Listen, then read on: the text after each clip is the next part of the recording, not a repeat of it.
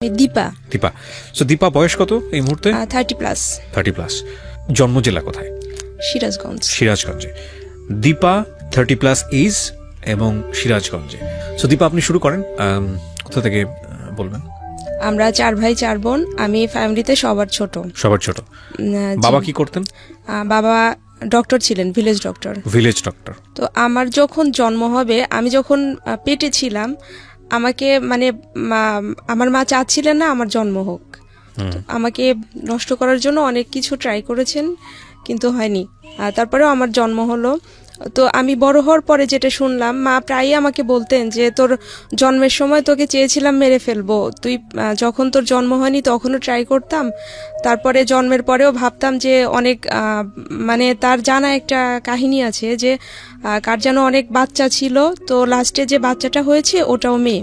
তো মেয়ে হওয়ার পরে ওনাকে ওই বাচ্চাটাকে বারবার গোসল করতে করতে তখনই মেরে ফেলেছিল। তো মা আমাকে প্রায় এই কথাটা বলতেন যে আমি এটাও ভেবেছিলাম যে তোর জন্মের পর আমি এরকম করে তোকে মেরে ফেলবো। তো ছোটবেলা থেকে আমি খুব অবহেলা নিয়ে বড় হয়েছি ফ্যামিলিতে। মানে কেন অবহেলা নিয়ে বড় হয়েছে? মানে অনাকাঙ্ক্ষিত ছিলাম এজন্য। দাঁড়ান, আমি যেটা বোঝা যাচ্ছি যেটা হলো যে আপনি 2 ভাই 2 বোন। আপনারা? আমরা 4 ভাই 4 বোন। 8 ভাই বোনের সংসার। জি। এবং সবার ছোট হচ্ছে? সবার ছোট। অনাকাঙ্ক্ষিত ছিলেন, যে কারণেই মানে আপনি সবার ছোট, যেহেতু অনাকাঙ্ক্ষিত চাননি, আপনার মা চাইনি আপনি হন, যে কারণে আপনার প্রতি আচরণটা ভালো ছিল না। আচরণটা ভালো ছিল না, কিন্তু আমার বাবা নাকি আমাকে ভালোবাসতেন। তো আমি জন্মানোর পরে মানে আমার বাবার ইনকাম নাকি বেড়ে যায় অনেক।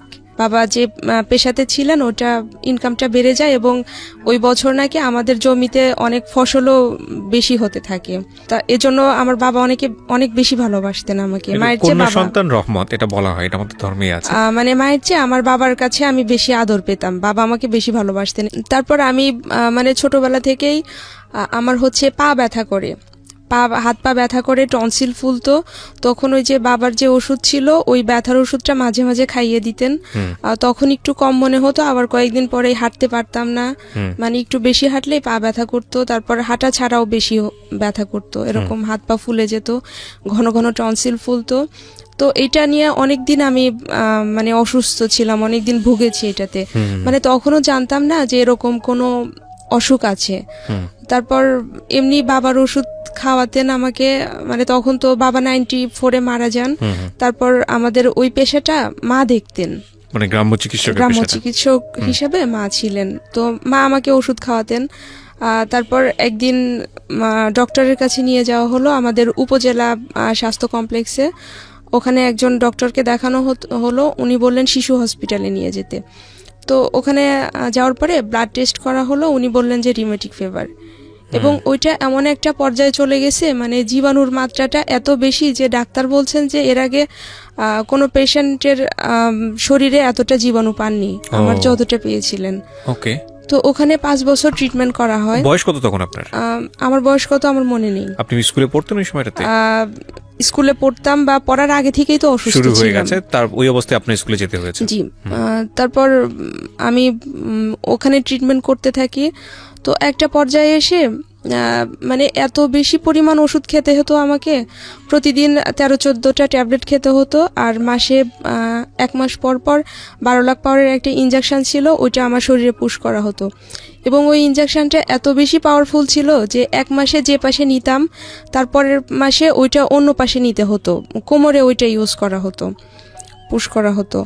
তো ওইটা যদি পরপর 6 বার এক পাশে পুশ করা হতো তাহলে ওই সাইডটা পঙ্গু হয়ে যেত, মানে এতটাই পাওয়ারফুল ছিল ওইটা।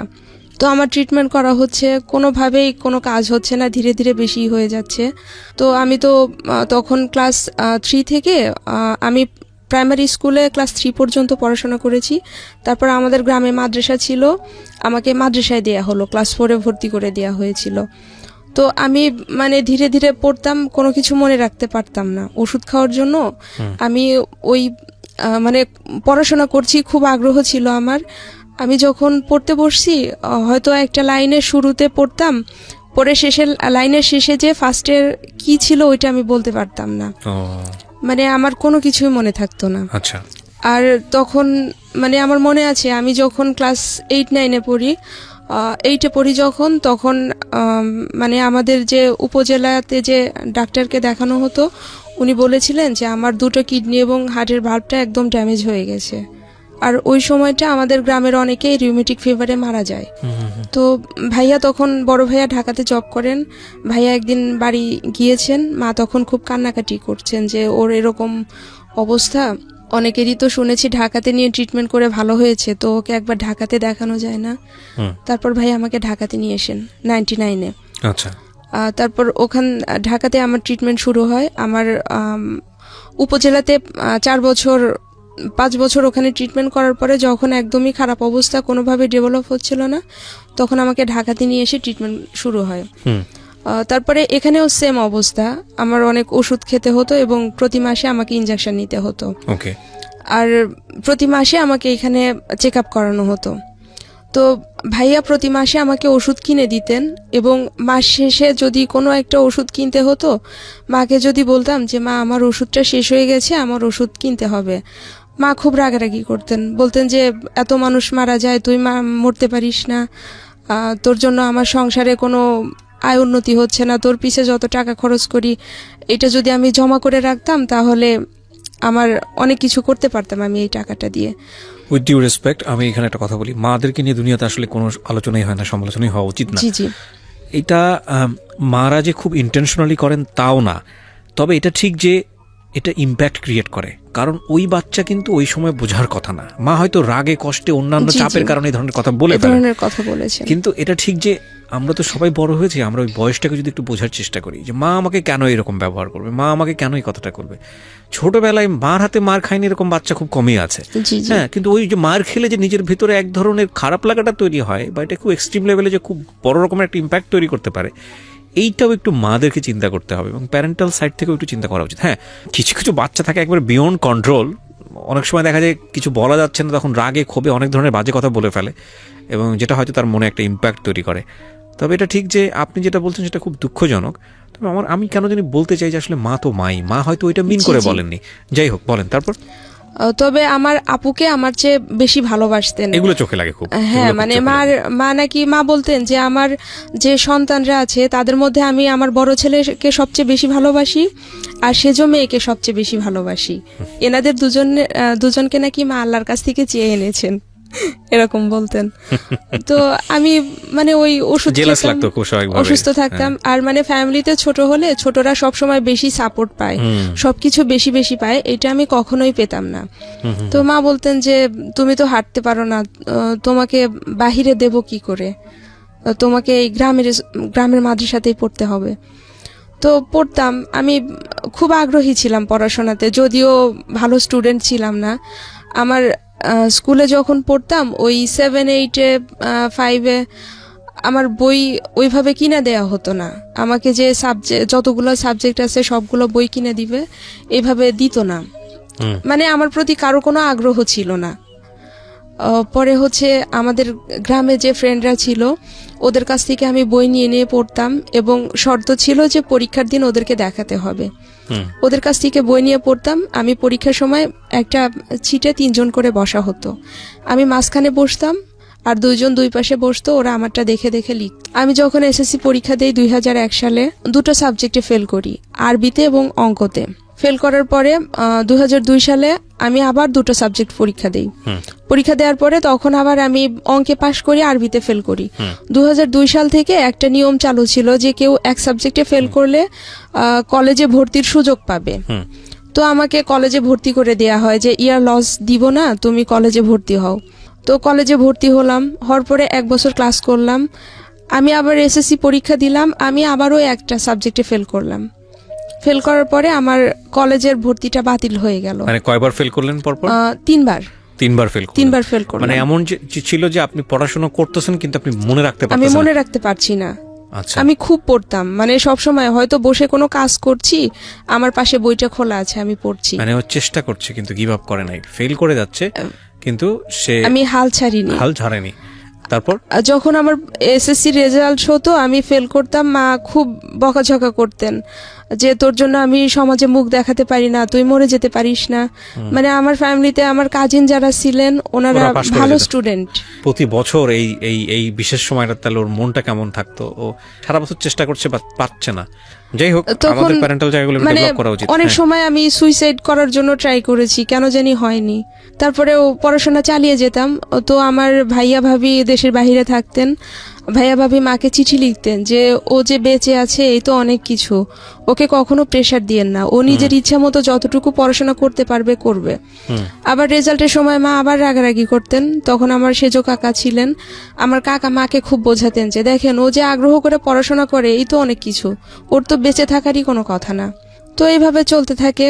তারপর 2003 সালে আমি এসএসসিতে আবার ফেল করার পরে মাকে বললাম যে আমি পড়াশোনা করব, তবে মাদ্রাসাতে পড়বো না, আমি মাদ্রাসার পড়াটা পারছি না, আরবিটা, তো আমি হাই স্কুলে ভর্তি হব। মা বললেন যে হাই স্কুল তো আবার দূরে, তোমাকে বাইরে যেতে হবে, তুমি তো হাঁটতে পারো না তখনও ঠিক মতো, মানে হাঁটলেই ব্যথা করে।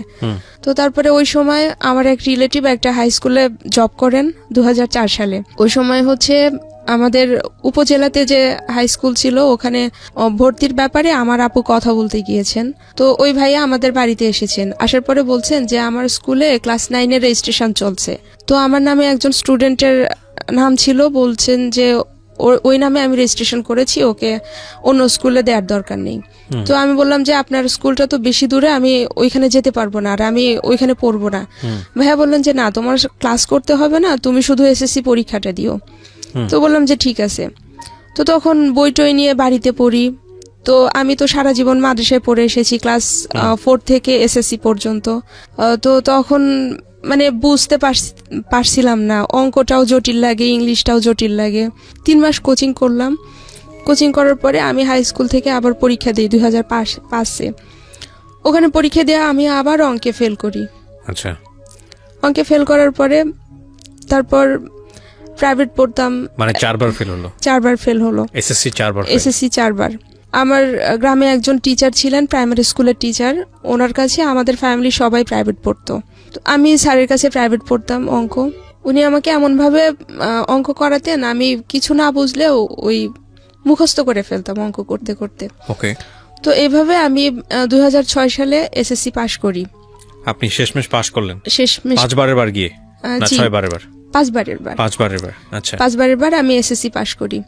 তো এসএসসি পাশ করার পরে আমার কখনো মনে হয়নি যে একবার ফেল করি, 2 বার ফেল করছি, লেখাপড়া বন্ধ করে দেই, 3 বার ফেল করেছি? না, আমার এটা মনে হতো না। সবাই যখন আমাকে নিয়ে হাসাহাসি করতো, গ্রামের অনেকেই বলতো যে ও জীবনে কোনোদিন পাশ করতে পারবে না, ও যদি কখনো পাশ করে আমার হাতের তালু দিয়ে গাছ বের হবে। একটা জিনিস মনে রাখবেন, এই মেয়েটা যে চেষ্টাটা করছে, এই চেষ্টাটা কারণে সে 5 বার পর্যন্ত যেতে পেরেছে। এটাকে যেন আমরা বড় করে দেখি, 1। আর 2 নম্বর হচ্ছে যে ও যে উইকনেস, ফেলটা করছে, এই ফেলটার কারণটা হচ্ছে হলো ওর ছোটবেলায় যে বিশাল রকমের একটা অসুখ হয়েছিল, সেই অসুখটা, এবং যার কারণে ওর মেমোরিটা লাস্ট করে না। মানে পড়ছে, কিন্তু পড়তে গেলেও সারাদিন পড়ছে কিন্তু মনে রাখতে পারে না। ও যেটা বলছিল একটু আগে, যে একটা বাক্য পড়ে শেষ মাথায় আস্তে আস্তে বাক্যের প্রথমে কি আছে সেটা আমি মনে রাখতে পারি না।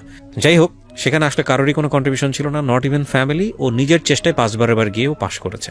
তারপর আমার ভাবি বললেন যে তুমি এবার এসএসসি পাশ করলে তোমাকে তুমি কি পড়বা? মার ইচ্ছা ছিল ডিপ্লোমাতে ভর্তি করবে। আমি বললাম যে মা, আমার তো সাহিত্য নিয়ে অনার্স করার ইচ্ছে, আমি যদি ডিপ্লোমা পড়ি আমি অনার্স করতে পারবো না।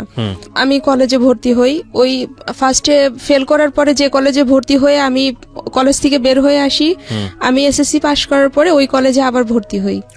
ভর্তি হওয়ার পরে ওই কলেজে পড়াশোনা করতাম। আগে যে স্যাররা ছিলেন 2002 সালে 2006 সালে ওই স্যাররা আছেন। তো অনেকেই তাকিয়ে থাকেন, আমার তো আগের কাহিনীটা অনেক স্যারই জানেন।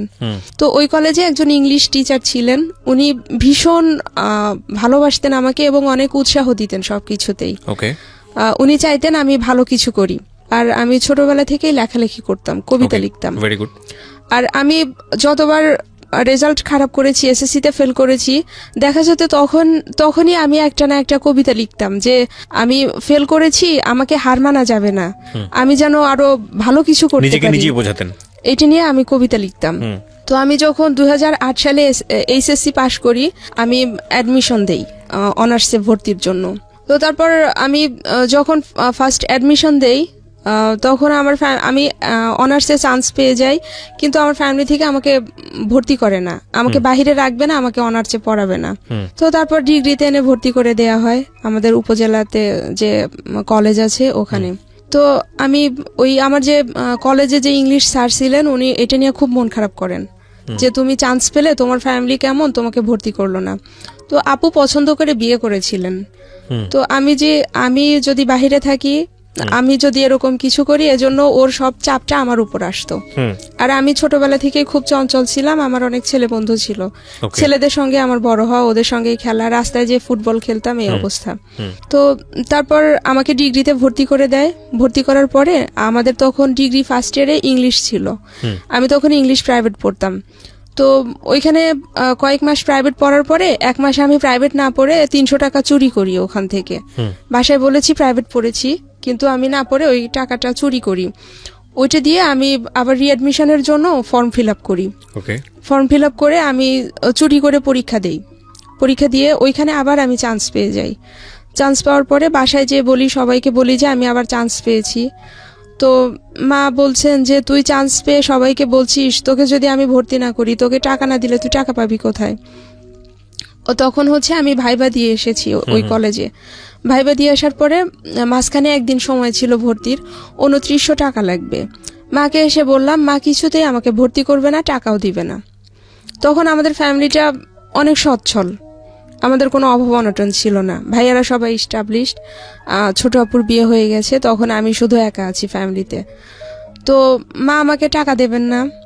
তারপর আমার কাছে একটা কানের দুল ছিল স্বর্ণের, আমি কিছুদিন আগে ওইটা বানিয়েছি, ওইটা তখন হয় 2300 টাকা। কিন্তু আমি বিক্রি করতে গিয়ে দেখি ওইটার দাম একজন বলে 1100, একজন বলে 1300। আমি কোনোভাবেই টাকা ম্যানেজ করতে পারছি না।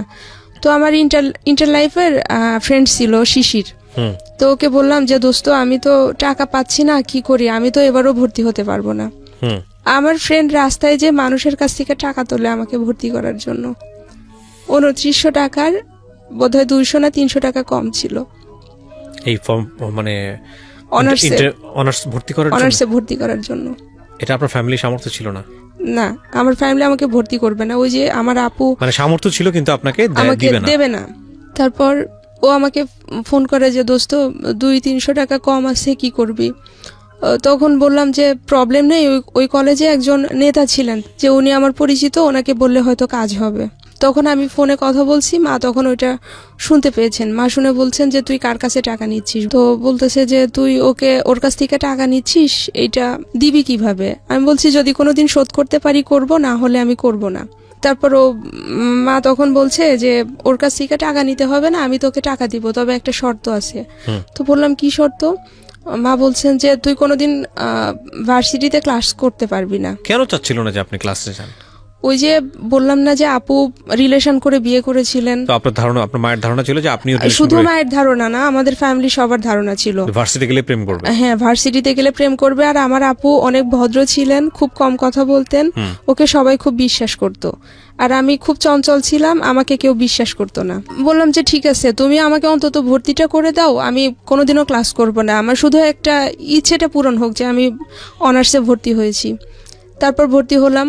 ভর্তি হওয়ার পরে এখন কলেজে যাব, কলেজে যেতে দেবে না, যে সপ্তাহে একদিন যাই, একদিনে 100 টাকা দিত, যে ঠিক আছে তুমি যাও।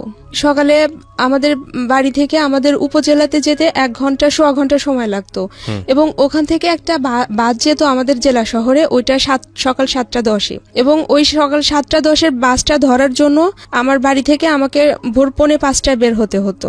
তো আমি রাত্রে 3:30টার দিকে উঠতাম। আমার সেজো ভাবি ছিলেন, ওনার অবদানটা আমি কোনোদিনও শেষ করতে পারবো না, আমার প্রতি ওনার যে অবদান, আমি ওনার কাছে চিরঋণী। তো ভাবি ওই 3:30টায় উঠে আমার জন্য রান্না করতেন, রুটি বানাতেন, সবকিছু করে দিতেন। তো আমি তখন ওই ভোর 4:45টায় বাড়ি থেকে বের হতাম, ক্লাসে যেতাম, 2-1 মিনিট লেট হলে স্যার ক্লাসে ঢুকতে দিতেন না। আচ্ছা। তো স্যারকে একদিন বললাম, স্যার আমি তো দূর থেকে আসি, আমাকে যদি ক্লাসে না ঢুকতে দেন আমার প্রবলেম হয়ে যাবে। তো এরপর ক্লাসে গেলে স্যার ঢুকতে দিতেন। আচ্ছা। তো অনার্স ফার্স্ট ইয়ার যখন ফাইনাল এক্সাম, মাকে বললাম যে আসলে এইভাবে তো সম্ভব হচ্ছে না, সপ্তাহে একদিন ক্লাস করে আমি তো রেজাল্ট খারাপ করব, তো আমাকে ওখানে থাকতে দিতে হবে। তো ভাইয়াদের সাথে কথা বললেন, মানে শর্ত একটাই ছিল, ফাইনাল এক্সাম শেষ হলে চলে আসতে হবে। 3 মাসের জন্য আমি ওখানে একটা বাসায় যেয়ে উঠি। ওঠার পরে ওখানে 3 মাসের জন্য উঠি। আমার বেড টেড কোনো কিছু কিনতে দিবে না বাসা থেকে, শুধু একটা তোষক নিয়ে যাই, তোষক, বালিশ টালিশ এগুলো। তারপর মাসে আমাকে 1500 টাকা দিত, ওইটা দিয়ে চলাটা খুব টাফ হয়ে যেত। তারপরেও থাকতাম, দেখা যেত যে একদিন ডাল রান্না করলে ডালটা যদি বেশি টেস্ট হতো, ওইটা তাড়াতাড়ি শেষ হবে, আমি ওইটার মধ্যে পানি ঢেলে দিতাম। তারপর অনেক সময় আমার বাজার করার টাকা থাকতো না, 1 দিন 2 দিন না খেয়ে থাকতাম। মানে রুমমেটরা ভালো ছিল, পাশের রুমে যারা ছিল তারাও ভালো ছিল, ওরা যখন বুঝতে পারতো আমাকে খেতে দিত। আর ফ্লোরিং করে থাকবো, ওরা ফ্লোরিং করতে দিত না, ওদের বেডে থাকতাম। এভাবে থাকতে থাকতে একদিন একজন বলেই ফেললো যে তোর তো কিছুই নেই, থাকিস আমার বেডে, টেবিল ইউজ করিস আন্টিরটা, তুই আসলে কি এরকম। তারপর মানে খাওয়া দাওয়ার জন্য অনেক সময় কথা শোনাতো যে তুই তো জীবনে কোনোদিন মাছ কিনিস না, সবসময় শুটকি খাস। তো এভাবে আমি অনার্স ফার্স্ট ইয়ার এক্সামটা কমপ্লিট করি। তখন বাসা থেকে বলে যে চলে আসো, আর ওখানে থাকতে হবে না। তারপরেও আমি জোর করে থাকি।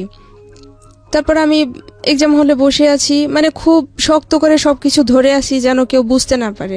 তো ওরকম থাকতে থাকতে খাতা দিয়েছে, আমি কোনো রকম নামটা লিখে সবকিছু ফিল আপ করেছি। তারপর আমার খিঁচুনি উঠে যায়, আমি আর নিজেকে কন্ট্রোল করতে পারি না, ওখানেই অসুস্থ হয়ে পড়ি। তারপর আমাকে ধরে নিয়ে বাহিরে নিয়ে অনেকক্ষণ মাথায় পানি টানি ঢালা হয়, ডাক্তার নিয়ে আসার পরে ডাক্তার ওষুধ দেয়, বোধহয় ইঞ্জেকশনও দিয়েছিলেন। পরে আমাকে বলেন যে বেডে এক্সামটা দাও। এমনিতেই ওই দিনের ওই সাবজেক্টটা অনেক হার্ড ছিল, তারপরে অসুস্থ, যদি বেডে দেই তাহলে তো আরো খারাপ হবে। পরে আমি 4 ঘন্টার মধ্যে 1.5 ঘন্টার বেশি লিখতেই পারিনি।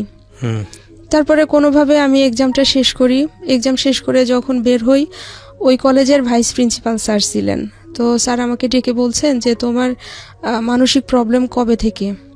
আমি বললাম স্যার আমার তো মানসিক প্রবলেম নেই। স্যার বললেন যে আমি সবই জানি, এই প্রবলেমটা আমারও ছিল। তো উনি ঢাকা মেডিকেল কলেজের এক ডক্টরের অ্যাড্রেস দিলেন। উনি আমাকে বললেন যে কালকে এক্সাম নেই, তুমি ঢাকায় চলে যাও, ওনাকে দেখাও, তোমার যে অবস্থা তোমার আরও খারাপ কিছু হবে। তো আমি ঢাকাতে আসি, ওইখানে ডাক্তার দেখাই। দেখানোর পরে ধীরে ধীরে এতটাই বেশি হয়ে যায় যে আমি মানে রুমে থাকলে একা থাকতে পারতাম না। যখনই একা হতাম তখনই সুইসাইড করার ইচ্ছে করতো। তারপর আমি ওড়না পরতে পারতাম না, ওড়না দেখলেই মনে হতো যে আমি ওড়না নিয়ে ফাঁসি নেই।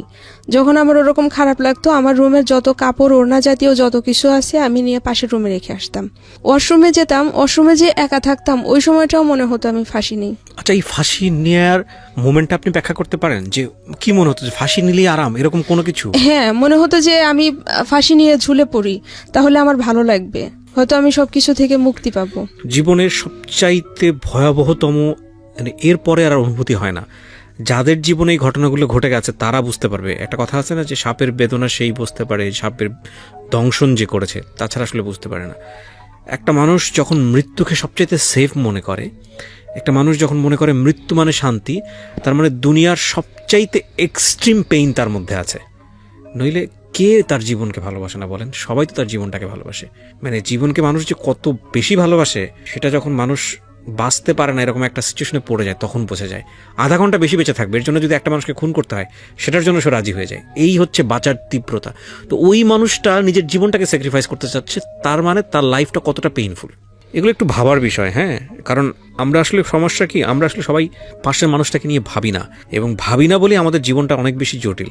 জীবনের সহজ কিছু সূত্রের মধ্যে একটা সূত্র হচ্ছে আশেপাশের মানুষজনকে নিয়ে ভাবা। আপনি যদি আশেপাশের মানুষজনকে নিয়ে ভাবেন, তাহলে আপনার যখন দুঃসময় আসবে তখন ওই মানুষগুলো আপনাকে নিয়ে ভাববে। আর না ভাবলেও আপনি তো হিউম্যান বিং, তাই না? তো আপনার তো একটা মেন্টাল স্যাটিসফ্যাকশনের জায়গা আছে, যে দুনিয়াটা তো আসলে এরকম না যে আসলাম, খেলাম, নিজে নিজে ভোগ করলাম, মরে গেলাম, শেষ। It's not life.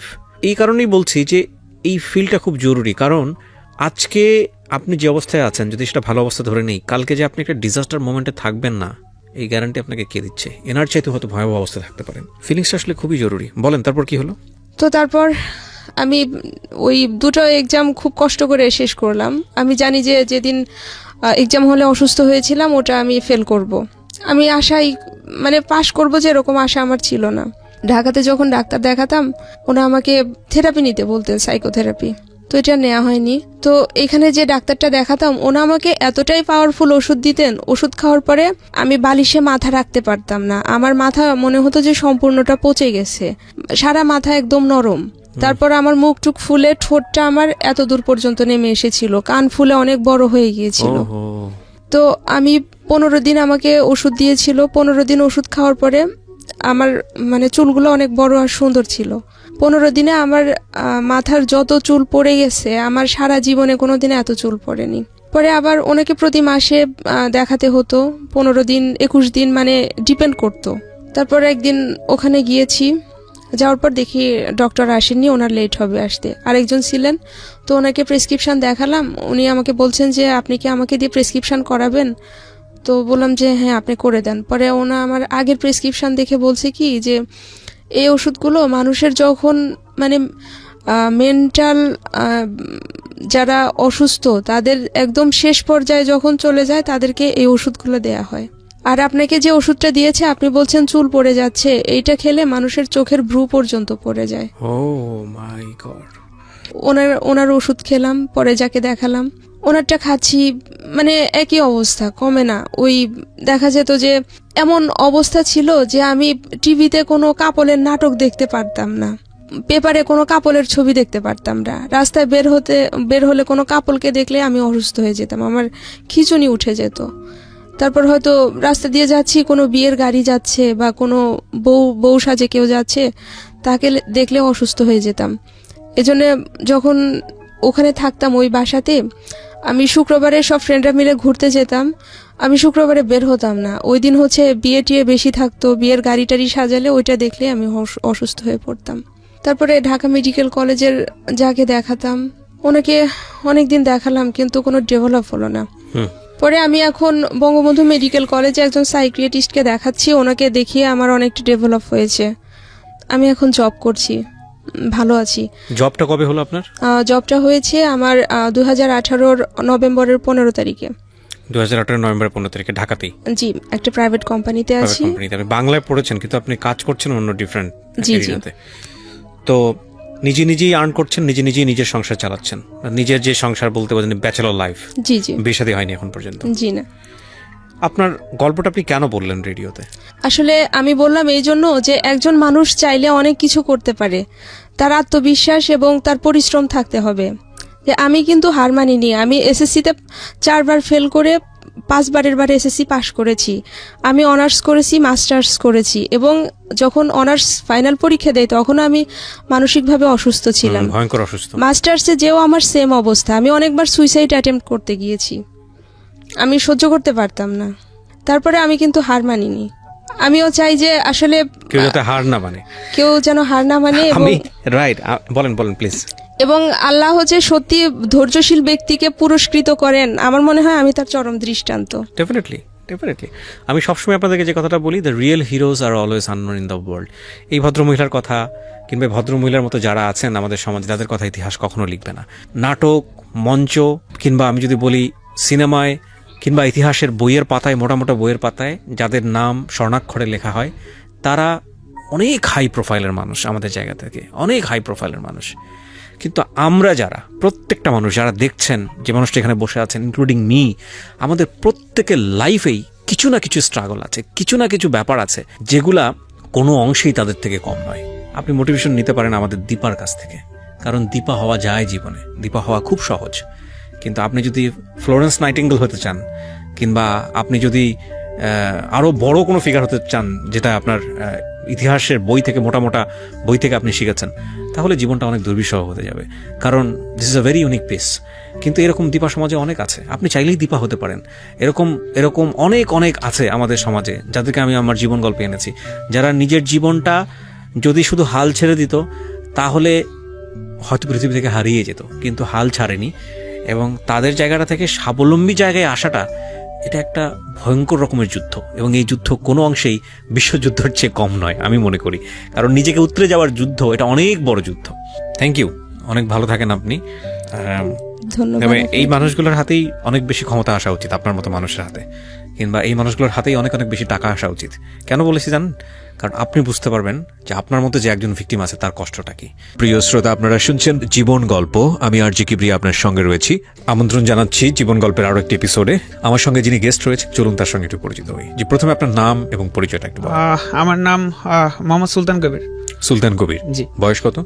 বয়স 23 বছর। 23 বছর। জন্ম জেলা? জন্ম চুয়াডাঙ্গা জেলা, থানা জীবননগর, গ্রাম খয়ের হুদা। খয়ের হুদা। জি, খয়ের হুদা। সুলতান কবির, আমরা শুরু করি যেখান থেকে বলার, অ্যাজ ইউজুয়ালি যেটা হয় ছোটবেলা থেকে। বলুন আপনি। আমি জন্মগ্রহণ করেছি খয়েরুদা গ্রামে, অতি নিম্নবিত্ত পরিবারে। আসলে আমি জন্ম থেকে শারীরিক প্রতিবন্ধী বলতে যেটা বোঝে সেটা হচ্ছে যে আমি জন্ম থেকেই এক চোখ দিয়ে দেখি না, আমার জন্ম থেকেই এক চোখের সমস্যা। অ্যাকচুয়ালি যেটা বিষয় সেটা হচ্ছে যে আমি খুব কাছ থেকে জিনিসগুলো দেখি, আমি দূরের বিষয়গুলো মানে দূরের জিনিসগুলো দেখি না। আপনি কি আমাকে দেখতে পাচ্ছেন এখান থেকে? জি, একটু দেখা যাচ্ছে। একটু দেখা যাচ্ছে না? হ্যাঁ। কালার বোঝেন আপনি? কালার? জি, কালার বুঝি, কারণ এই এখন যে আলোর যে প্রতিধ্বনিটা এটা আমার চোখে লাগতেছে, তো এই জন্য আসলে আপনাকে ক্লিয়ারলি বোঝা যাচ্ছে না, বাট বোঝা যাচ্ছে যে আপনার মুখটা একটু দেখা যাচ্ছে। একটু দেখা যাচ্ছে। জি। আমার বাবা তখন ভাঙাড়ির দোকানে কাজ করতো। আচ্ছা। তো আসলে সেই সময় ভাঙাড়ির দোকানে কাজ করে মানে তেমন আয় হতো না। তো যেটা বিষয় সেটা হচ্ছে যে মানে এরকম মানে পজিশনটা আসলো যে আসলে আমার তো চোখের এই অবস্থা, কারণ আমাদের ফ্যামিলিতে এরকম চোখের কারো কোনো ধরনের কোনো সমস্যা নেই। তো এখন যেটা বিষয় সেটা হচ্ছে তখন মানে এত করুণ অবস্থা ছিল যে আসলে মানে দেখানোর মতো, ডাক্তার দেখানোর মতো সেরকম ধরনের ক্যাপাবিলিটি বা মানে সেরকম ধরনের সুযোগ হয়নি আর কি। মানে আমাদের আসলে আর্থিক অবস্থা এমন ছিল সেই সময় যে আসলে আমি ডাক্তার দেখানো মানে আমি যে চোখের চিকিৎসা করবো সেটা তো দূরে থাক, আসলে অ্যাট দ্যাট টাইম আসলে আমার কোনো মানে সেরকম কোনো ফুড ছিল না, সেরকম মানে আমি যে জামা কাপড় যে পরিধান করব সেরকমও ছিল না, আমার কোনো প্রপার ড্রিঙ্কিং ওয়াটার ছিল না। আসলে সেই সময় ইলেকট্রিসিটিও মানে আমাদের পরিবারে ছিল না। অ্যান্ড ইভেন আমরা যেখানে থাকি আমরা একটা রুমে 4 জন শেয়ার করে থাকি, আমরা 2 ভাই বোন। আমার ছোট বোন আছে, এখন কলেজে পড়ছে। আমার মা, বাবা এবং আমরা 4 জন। আচ্ছা, ওকে। ও তো এখন এভাবে তো হলো যে আসলে চোখের চিকিৎসা হলো না। চোখের চিকিৎসাটা তো এটা ধরেন যে মানে বাদই দিলাম, যেখানে আসলে আমার ফুড নাই, যেখানে আমার শেল্টার নাই, বা যেখানে আমরা এক রুমে 4 জন বা 3 জন একসাথে শেয়ার করে আছি ছোট্ট একটা রুম নিয়ে, তো সেখানে আসলে চোখের চিকিৎসাটা মানে কি বলবো, সেখানে চোখের চিকিৎসাটা আসলে হয় না। এক ধরনের বিলাসিতাই বলা জি, যায়। অবশ্যই বিলাসিতা বলা যায়। বেসিক নিড, কিন্তু বিলাসিতা। জি, অবশ্যই বিলাসিতা। তো আমার আসলে এই যে চোখের এই যে সমস্যা, আমি এটার কারণে আসলে মানে ছোটবেলা থেকে অনেক হীনমন্যতায় ভুগতাম, অনেক আসলে মানে ছোটভাবে নিজেকে দেখতাম আসলে। কারণ এটা আসলে সমাজের সোশ্যাল কনস্ট্রাক্টেড ক্যারেক্টারিস্টিক্স, আসলে সোশ্যালি কনস্ট্রাকশন যেটাকে বলে, যে আসলে আমি ধরেন এক জায়গাতে গেছি, তো সেখানে তারা আমাকে ট্রিট করছে কিভাবে, যে আমার এই যে চোখের সমস্যা, কেউ বলে কানা, কেউ বলে লুলা, বা কেউ ধরেন যে বলে মানে আসলে আমার যে হিউমিলেটিং যে ওয়ার্ড, এই ওয়ার্ডগুলো আসলে আমাকে শিখাইছে যে আমি ছোট, ওরা বড়, বা আমি আসলে মানে আমি ছোট, ওরা বড়, বা ওরা বড়, আমি ছোট। আসলে এই বিষয়গুলো না আমি নিজেকে সবসময় গুটিয়ে রাখতে চেষ্টা করতাম, আমি সবসময় হীনমন্যতায় ভুগতাম, আমার মন সবসময় ছোট হয়ে থাকতো। এই জন্য আসলে আমি মানে মিশতাম না সেভাবে, কারোর সাথে আসলে আমার মেশা হইতো না। তো আসলে মানে যখন মানে ছোটবেলা যখন থাকে তখন সবাই আসলে খেলাধুলার জন্য এখানে যায় ওখানে যায়, বা হচ্ছে যারা সেম এজে যারা থাকে তারা এখানে যায় বা খেলাধুলা করে। বাট যেটা বিষয় সেটা হচ্ছে যে আমি আসলে মিশতাম না, কারণ মিশতাম না, আমার ওই যে হীনমন্যতা ভুগতো, মানুষ আমাকে কিভাবে ইভ্যালুয়েট করবে, মানুষ আমাকে কিভাবে জানবে, বা ও আমাকে কানা বলবে কিনা, বা ও আমাকে লুলা বলবে কিনা, এই বিষয়টা আসলে মানে কানা বা লুলা বললে কি মানে তখন ধরুন আমি কেটে দিতাম। সো একটা বিষয় হলো সেটা হচ্ছে যে মানে আমার ওখান থেকে মানে এই যে মানুষের সাথে যে মিশতাম না, বাট আমার আসলে কি মানে পড়াশোনার যে আগ্রহ, এটা আসলে ছোটবেলা থেকে আমি আসলে অক্ষর বা এই যে বইগুলো আসলে আমাকে খুব টানতো, বা আমার আসলেই মানে অনেক বেশি আগ্রহ ছিল বইয়ের প্রতি। আসলে বই ধরেন যে হর্ষায় দীর্ঘায়, এগুলো যখন ছবিগুলো যখন দেখতাম না, যে অতে অজগর, আতে আম, হর্ষাইতে ইলিশ, বা দীর্ঘাইতে ইগল ওড়ে, তো ওটা না আসলে আমাকে মানে প্রচুর টানতো, মানে অনেক ভালোভাবে টানতো। এরপর আসলে যে আমার বইয়ের সাথে বন্ধুত্ব শুরু হয়, আমি যে আগে বললাম মানে বইয়ের সাথে বন্ধুত্ব। জি, বইয়ের সাথে বন্ধুত্ব শুরু হয়। আমি ওই যে বললাম যে আমার ছবি বা অক্ষর এগুলো আসলে আমাকে খুব টানতো। তো এরপর আসলে আমার হচ্ছে বাসার পাশেই প্রাইমারি স্কুল, খয়রুদা সরকারি প্রাথমিক বিদ্যালয়, আমি ওখানেই ভর্তি হই, মানে আমার পাশে। তো আসলে আমি ক্লাস 1 থেকে 3 পর্যন্ত মানে পড়েছি, বাট আসলে ওরকম মানে ভালো মানে আসলে গাইডেন্স পাইনি বা আসলে ওভাবে পড়াশোনা হয়নি। বাট আমি ক্লাস 4-এ আসলে একটু পড়াশোনা করে আমার রোল 9 হয়ে যায়। তো রোল 9 হয়ে যায় আমার জীবনের মানে ছোটবেলা যদি টার্নিং পয়েন্ট বলি তাহলে সেটা ক্লাস 5। আমি ক্লাস 5-এ আমার টার্নিং পয়েন্ট হয়, কারণ আমি ক্লাস 5-এ হচ্ছে রোল নাম্বার আমি হঠাৎ করে ফার্স্ট হয়ে যাই। তো ওটা আসলে আমার জীবনের মানে টার্নিং পয়েন্ট বলা যায়। তো কারণ ওই সময় আসলে আমাকে আমার এক টিচার অনেক বেশি তত্ত্বাবধান করেছিলেন, যার কাছে আমি সারা জীবন ঋণী থাকবো। তিনি হলেন মফিজ স্যার। কারণ মফিজ স্যার আসলে আমাকে নিজের ছেলের মতো করে ভাবতেন। তিনি আমাকে 24টা ঘন্টা মানে রাত দিন বা মোস্ট অফ দ্য টাইম আমাকে অনেক ভালোভাবে গাইড করতেন।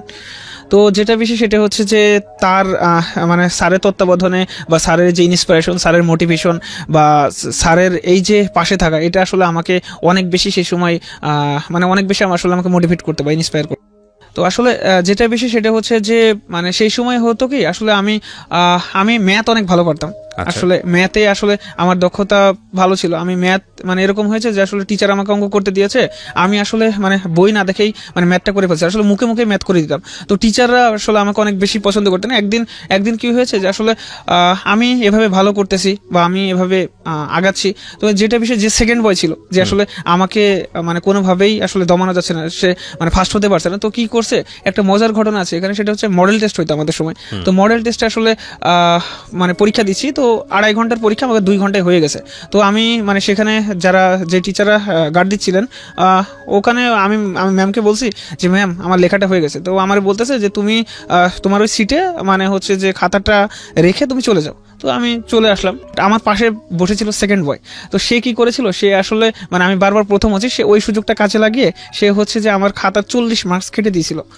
মানে ম্যাথে আসলে যে আমি যে সবসময় 100-এ মানে 100-তে 99 পাইতাম, 98 পাইতাম, আর টিচার আমাকে অনেক বেশি করতো। তো সে আসলে আমার মানে ওই খাতাটা কেটে দিয়েছিল। তো এবার যখন রেজাল্ট ইভালুয়েট করা হচ্ছে বা রেজাল্ট যখন দিবে, তখন আসলে মানে করছে কি, তো মানে আমার টিচার দেখছে যে আমি সমাজে 97 পেয়েছি বা বিজ্ঞানে 94 আসছে বা অন্যান্য সাবজেক্টগুলোতে আপনি ভালো করেছেন কিন্তু অঙ্কে খারাপ করেছেন। বাট অঙ্কতে অনেক বেশি খারাপ হয়েছে। তো আমাকে স্যার বললো যে আসলে সুলতান তুই তো তোর তো খারাপ করার কথা না, তাহলে আসলে বিষয়টা কি হয়েছিল? তো আমি বললাম যে স্যার আমার পাশের যে স্টুডেন্টটা ছিল, তো ওর নাম সোহাগ, তো ও স্যার তাহলে হয়তো বা মানে এই জিনিসটা ক্রস করে দিয়েছে বা এই জিনিসটা কেটে দিয়েছে। তো যেটা বেশি সেটা হচ্ছে যে আসলে কি বলবো, মানে ক্লাস 5টা অনেক বেশি আমার জন্য অনেক বেশি টার্নিং পয়েন্ট ছিল। আমি ওখান থেকে অনেক কিছু শিখেছি, অনেক কিছু জেনেছি। বাট সে সময় আসলে মানে বৃত্তি পরীক্ষা দিতে পারতো মানে প্রথম শ্রেণীর যারা থাকতো, মানে প্রথম দিকে যারা থাকতো 1 থেকে 10 জন। তো আমি আসলে বৃত্তি পরীক্ষার জন্য নির্বাচিত হয়েছিলাম। আমি বৃত্তি পরীক্ষা দিয়েছিলাম এবং আল্লাহর রহমতে এবং সবার দোয়াতে এবং স্যারের প্রচেষ্টায় আমি নিজে ওখান থেকে ট্যালেন্ট পুলে বৃত্তি পেয়েছিলাম। আমাদের স্কুল থেকে 4 জন বৃত্তি পেয়েছিল। তো এটা আসলে মানে এটা মোটামুটি মানে প্রাইমারি স্কুল জীবন আমার এই যে প্রাথমিক। আপনি বৃত্তি পেলেন? জি আমি ওটা আমার জীবনের একটা টার্নিং পয়েন্ট ছিল। নিশ্চয়ই। জি। এবং এবার আসলে ক্লাস 6-এ, তো ক্লাস 6-এ যেটা হলো কি, সেটা হচ্ছে যে আসলে ক্লাস 6-এ আসলে ইউনিফর্মের যে বিষয়টা থাকে, ইউনিফর্ম পরে যাওয়া। আসলে আমি ইউনিফর্ম মানে যেটা বিষয় সেটা হচ্ছে আমার আর্থিক অসঙ্গতি সবসময় ছিল। তো যেটা বিষয় সেটা হচ্ছে যে আসলে আমি এক ইউনিফর্মে তিনটা বছর পার করছি, ক্লাস 6, 7, 8। তো এখানে একটা বিষয় বলে ভালো, সেটা হচ্ছে যে আসলে আমার এই যে চোখের যে সমস্যাটা, এটার জন্য আসলে না আমি হোয়াইট বোর্ডটা দেখতে পারি না। মানে স্যার যে লিখছেন বা স্যার যে আসলে করতেছে, সেটা আসলে আমার মানে হোয়াইট বোর্ডটা যে মানে আমি যে দেখবো মানে সেই শক্তিটুকু আমার নাই। আমি প্রথম বেঞ্চে বসে থাকি, বাট আমার হোয়াইট বোর্ড দেখা হয় না। আমি সেকেন্ড বেঞ্চে বসি, তাও আমি আসলে হোয়াইট বোর্ডটা দেখতে পারি না। তো আসলে ওই সময় আসলে আমি খুব বেশি ফিল করতাম যে আসলে আমার যে অসহায়ত্ব, মানে এই যে আমি যে একটা জিনিস যে দেখতে পারতেছি না, এটা আসলে আমার চরম অসহায়ত্ব দেখতে। আসলে সবাই লিখতেছে, সবাই লিখতেছে বা সবাই বিষয়টা বুঝতে পারছে বা সবাই দেখতে পারছে, বাট আসলে আমার ওই শক্তিটা নেই যে আমি দেখতে পারছি না। আমার চোখের পানি মানে টপ করে শুধু পড়তো। আমার ক্লাসমেটরা দেখতো, কিন্তু আসলে ওই সময় আসলে কোঅপারেশন বা কোঅপারেটিভ যে ম্যানার আসলে এটা মানে ছিল না। এটা আসলে অ্যান্ড ইভেন এখান থেকে হয়েছে কি, আসলে আমি আল্লাহ তাআলার কাছে অনেক বেশি মানে আল্লাহ তাআলার প্রতি অনেক বেশি অভিমান হতো যে আসলে আমার যে মানে আমার জীবনটা যদি অন্য সবার মতো হতো, আসলে আমার কি আসলে এই যে 2টা চোখ, আমার কি আসলে একটা চোখ ভালো দিলে কি মানে আরেকটা চোখ যদি ভালো হতো, তাহলে কি আল্লাহ তাআলার কি খুব ক্ষতি হয়ে যেত? এগুলো মনে হতো, এগুলো আসলে মানে অনেক বেশি মনে হতো বা অনেক বেশি আসলে আমাকে করতো, কাঁদাতো। বাট যেটা যেটা বিষয় সেটা হচ্ছে যে ক্লাস 8-এ পরীক্ষা দিলাম, ক্লাস 8-এ পরীক্ষা দিয়ে আল্লাহর রহমতে সাধারণ গ্রেডে বৃত্তি পেলাম আলহামদুলিল্লাহ। তো যেটা বিষয় সেটা হচ্ছে আমার জীবনের মোড় ঘুরে যায় ক্লাস 9-এ। আমার বাবা যে ভাঙাড়ির দোকানে কাজ করতেন, সেখান থেকে যে আয়টা হতো সেখান থেকে আসলে আমাদের মানে কোনোরকম খেয়ে পরে চলে যেতাম। আর ক্লাস 9-এ হঠাৎ করে আমার আবার ব্রেন স্ট্রোক হয়ে যায়। আমার আব্বা ব্রেন স্ট্রোক হয়ে যান, তো ওনাকে ডাক্তারের কাছে নিয়ে যাওয়া হয় খুলনাতে। তো ডাক্তাররা তাকে চেক আপ বা সমস্ত চিকিৎসার পর বলেন যে তোমার আব্বাকে যদি বাঁচাতে চাও বা তোমার আব্বা যদি থাকতে চায় বা তোমার আব্বা যদি অনেকদিন যদি লাস্টিং করতে চাই, তাহলে মানে সে আর কোনো কাজ করতে পারবে না। সে যে ভাঙাড়ির দোকানে কাজ করে বা সে যে করে, তোমার আব্বাকে সারা জীবন শুয়ে বসে চলতে হবে। এখন এই যে বিষয়টা, এই জীবনটা মানে তখন ওই সময় ধরেন যে আমার চোখের এই অবস্থা প্লাস এই যে আর্থিক যে দুরবস্থা, তখন আসলে না আমার মাথায় আকাশ ভেঙে পড়লো। আমি নিশ্চয়ই আপনার ফ্যামিলিতে বড় কে সবার বড় আমি, আমার ছোট বোন আছে। চিন্তা করেন অবস্থা, 4 ভাই বোন আপনারা? জি, আমরা 2 ভাই বোন। 1 ভাই 1 বোন আপনারা? জি জি, 1 ভাই 1 বোন। আপনি বড় আর আপনার ছোট একটা বোন? আমার ছোট বোন। জি, মানে ওরা 4 জন হচ্ছে 4 জন মিলে ফ্যামিলি মেম্বার। জি জি জি। ওকে, তারপর তো এটা হচ্ছে সবচেয়ে মানে কি বলবো, তখন আসলে আমার পড়া রানিং আছে অ্যান্ড ইভেন আমি এই যে টাকা পয়সার অভাবের জন্য আমি ফার্স্ট বয় হওয়া সত্ত্বেও আমি আসলে সায়েন্স নিইনি, কারণ আসলে গ্রামে সায়েন্সের ওরকম টিচার ছিল না, আর মানে সায়েন্সে অনেক খরচ। তো যেটা বেশি সেটা হচ্ছে যে আমি টাকার অভাবের জন্য কিন্তু ক্লাস 9-এ আর্টস নিয়েছিলাম, যে আসলে সে সময় মানে কারণ বায়োলজি আছে, কেমিস্ট্রি আছে, ফিজিক্স আছে, পড়তে পারবো না। জি জি, পড়তে পারবো না, কারণ আমার আসলে আর্থিক ওরকম মানে সঙ্গতি নাই। তো যেটা বিষয় হলো সেটা হচ্ছে যে তো আব্বুর এরকম অবস্থা, তো এখন আমার মা একটু শিক্ষিত, আমার মা এসএসসি পাস। তো সেই সময় আমার আম্মা বলল যে আসলে সংসারে তো এরকম দুরবস্থা, চল আমি আর তুই মিলে টিউশনই করি। তো এখান থেকে আসলে মানে আমার জীবনের আসলে মানে নতুন একটা অধ্যায়ের শুরু, যে আমি আসলে তখন আমাদের গ্রামে মানে আমাদের বাসায় মানে ছেলে মেয়েদেরকে পড়াতাম ক্লাস 2, ক্লাস 3, ক্লাস 5 এভাবে আসলে পড়ানো শুরু করলাম। মানে আসলে ওই সময়টা না, ওই মানে যেই সময়টা আসলে দুরন্তপনা, যে সময় আসলে মানে খেলে বেড়ানোর সময়, যে সময়টা আসলে মানে কি বলবো, হাসি আড্ডা মানে তামাশার সময়, সেই সময়টা আসলে আমি বুঝে গেছি যে আসলে আমার কি করা দরকার বা কি করা উচিত। তো তখন থেকে আসলে সংসারের ভাড়াপনটা চলে আসে।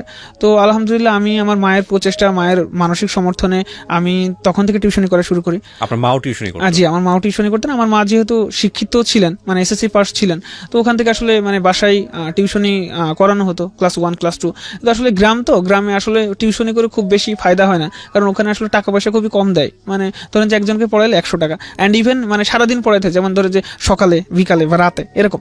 তো এখানে যে বিষয়টা সেটা হচ্ছে যে এভাবে চলতে থাকলো, ক্লাস 9, 10 এভাবে পার করলাম। আসলে আমি অতিরিক্ত টিউশনের প্রতি মানে মোস্ট অফ দ্য টাইম আমি টিউশন করতাম, এই জন্য আসলে আমার একাডেমিক্যালি একটু আমি মানে মিসট্র্যাক হয়ে যায়। তো লেখাপড়ার দিকে, আপনার নিজের লেখাপড়ার দিকে সময় দিতে পারছেন? জি না, আমি নিজের লেখাপড়ার দিকে সময় আসলে দেওয়া হয়নি। তো এজন্য যেটা বিষয় সেটা হচ্ছে যে আমার এসএসসি পরীক্ষা দিয়েছিলাম 2012-তে যশোর বোর্ড থেকে, মানবিক বিভাগ থেকে। তো ওখানে আসলে রেজাল্ট খুব বেশি মানে হয়নি, 4.44 আসছিল out of 5। G, out of 5 4.4 আসছিল। তো যেটা বিষয় সবাই তো এটা 4.4 আসছিল। তো এরপর ভর্তি হলাম উথলি কলেজ, মানে আমার বাসা থেকে প্রায় 8 কিলোমিটার দূরে। আচ্ছা। তো উথলি কলেজে ভর্তি হলাম। ওই যে সংসারের যে একটা ভাড়াপন, এটা কিন্তু আমার মাথায় আছে।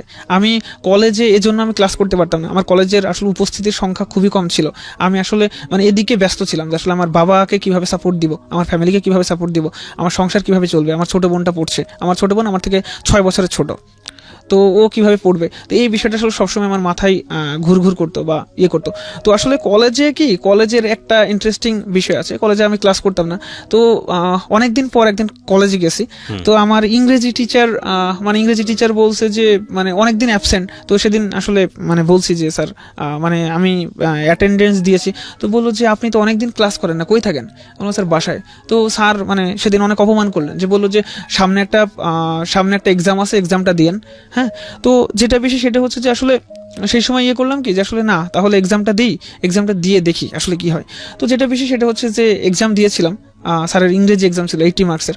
তো সেই সময় হলো কি স্যার সবার খাতা দিয়ে দিয়েছে। তো স্যার বললো যে আসলে এমন একজন ফার্স্ট হয়েছে বা এমন একজন আসলে মানে হাইয়েস্ট মার্ক পেয়েছে যে আসলে ক্লাস করে না বা তার কোনো অ্যাটেন্ডেন্স নাই বা সে সবসময় অ্যাবসেন্ট থাকে। সো সেই সময় স্যার যখন আমার নাম বলেন, আমি তো আসলে মানে অনেক বেশি হয়ে গেছি। তো স্যার আমাকে পুরস্কৃত করছিলেন বা স্যার আমাকে মানে অনেক বেশি সেদিন মোটিভেট করছিলেন। সো ওই দিন আসলে মানে ভেবেছিলাম যে আসলে না, আমার দিয়েও অনেক কিছু সম্ভব, আসলে আমিও অনেক কিছু করতে পারি। তো ফার্স্ট ইয়ারটা ক্লাস না করে এভাবেই চলছিল। কখনো প্রাইভেট পড়ার সামর্থ্য হয়নি। আসলে এই যে পরিবারের যে দুরবস্থা, প্লাস আমার যে আসলে আমার এই যে চোখের কারণে আমি এখান থেকে ওখানে মুভ করতে খুব ভয় পাইতাম। আর আমার বাবা মা খুব বেশি ভয় পাইতো যে আসলে আমি যদি অ্যাক্সিডেন্ট করি বা আমি যদি আসলে মানে মানে আসলে এই যে আমার যে চোখের দুরবস্থা, এটা আসলে অনেক বেশি অ্যাকিউট ছিল সে সময়।